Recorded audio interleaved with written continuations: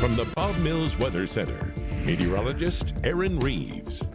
Well, we're continuing with the cloudy, kind of cool weather. 76 today in Tulsa. A little more sun once you head up to St. Louis, over towards Nashville. They were in the 80s, and then cooler up toward the Great Lakes. But if anybody's heading to San Antonio or Phoenix, Arizona, you're going to encounter triple-digit heat. So that's still going on, and really it can still happen in our part of the woods all the way into mid-September. We got to get through September before we're technically out of the woods, although it looks like we're going to keep these cold fronts coming this go-around. Cold front now down into Texas. That's why we're much cooler. Some storminess out to the high plains west of us.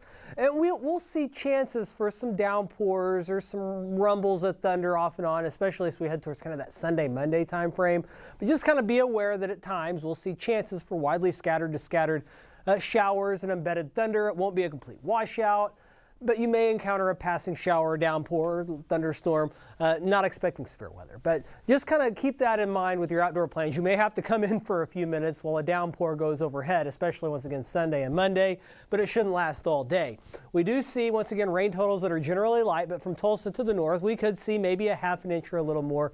Locally higher if you get under a downpour, but once again, those will be widely scattered. Temperatures recover back into the 80s over the weekend. So if we're going on the lake, that helps out a bit. It's a bit cool right now, but if we can get some peaks of sun and some 80s, that'll be a lot better. Another strong front arrives as we head toward the middle of the week. That cools us back down into the 70s for highs and some 50s for lows. So that'll be a change. As far as what we're seeing for the Labor Day weekend events, there's a smorgasbord of them. Rocklahoma, of course, a big deal. We do see, once again, a bunch of other things going on. Salsa Fest, that kind of sounds like my kind of deal right there. Some chips and salsa. But there is a chance for a widely scattered shower, downpour, rumble of thunder, so just something to be thinking of. And, of course, OU and Tulsa start their home year, or the year at home, I should say, for football, and weather looks delightful for that. Once again, other than a passing shower that is possible, the lake forecast looks, for the most part, decent, but once again, over the weekend, there will be that chance for a passing shower or downpour. Lake levels, for the most part, in pretty good shape now. Much better than the last time we had a holiday when they were like a gazillion feet above normal, and the Illinois River is high.